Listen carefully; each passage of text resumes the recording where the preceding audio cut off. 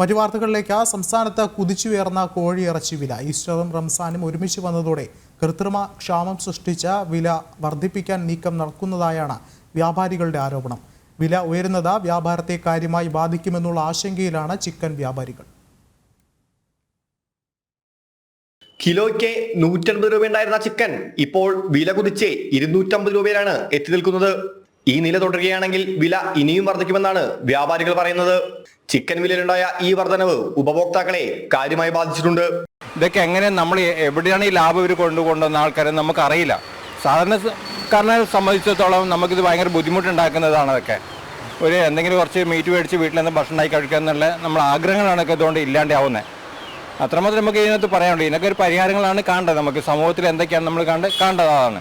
തമിഴ്നാട് ലോബിയും കുത്തക ഫാം ഉടമകളുമാണ് വില വർധനവിന് പിന്നിലെന്നാണ് വ്യാപാരികളുടെ ആരോപണം. കൃത്രിമക്ഷാമം നിർമ്മിച്ച് വില വർദ്ധിപ്പിക്കുന്നുവെന്നാണ് കോഴി വ്യാപാരികളുടെ സംഘടനയും പറയുന്നത്. 210 രൂപ 200 രൂപ ആയിരുന്നു ഇതുവരെ. ഒരു 2-3 ദിവസം വരെ ഇറച്ചിൻ്റെ വില വിറ്റിരുന്നത്. ഇപ്പോൾ ഈ 2 ദിവസമായിട്ടാണ് ഇപ്പോൾ 240 250 ആയിട്ടുണ്ട്. ഇന്ന് ഈസ്റ്ററാണ്, അടുത്ത ആഴ്ച പെരുന്നാൾ വരാൻ പോവാണ്. അത് കഴിഞ്ഞാൽ അതിൻ്റെ തൊട്ടടുത്ത് തന്നെ വിഷു വരാൻ പോവാണ്. അപ്പോൾ ഈ സമയങ്ങളിൽ ഞങ്ങൾ കച്ചവടക്കാർ വില 250 260 എന്നൊക്കെ പറഞ്ഞ് സാധാരണക്കാരുടെ അടുത്ത് നിന്ന് വാങ്ങുമ്പോൾ സാധാരണക്കാരൻ എന്താ വിചാരിക്കുക വെച്ചാൽ നമ്മൾ ചില്ലറ വിൽക്കുന്ന ആൾക്കാരാണ് ഇതിൻ്റെ റേറ്റ് കൂട്ടുന്നത് എന്നുള്ളതാണ്. ഇതിൻ്റെ രീതിയിൽ ഉത്തരവാദിത്തപ്പെട്ട ആൾക്കാർ ഇത് പരിശോധിച്ചിട്ട് ഇത് ചിക്കൻ സ്റ്റോക്ക് ഉണ്ടെങ്കിൽ പൂത്തിവെപ്പാണെങ്കിൽ സാധാരണക്കാരനെ കച്ചവടക്കാരൻ്റെ കയ്യിലേക്ക് കിട്ടിക്കഴിഞ്ഞാൽ സാധാരണക്കാരൻ ജനങ്ങൾക്ക് മാന്യമായ രീതിയിലേക്ക് ഇത് കൊടുക്കാൻ കഴിയും. അതിനുള്ള പരിശോധന എന്തായാലും തീർച്ചയായിട്ടും നടത്തും. വില വർധനവ് പിടിച്ചു നിർത്താനുള്ള പ്രവർത്തനങ്ങൾ അധികാരികളുടെ ഭാഗത്തുനിന്നുണ്ടായില്ലെങ്കിൽ സമരത്തിലേക്ക് കടക്കാനാണ് സംഘടനകളുടെ തീരുമാനം. ജനം, കോഴിക്കോട്.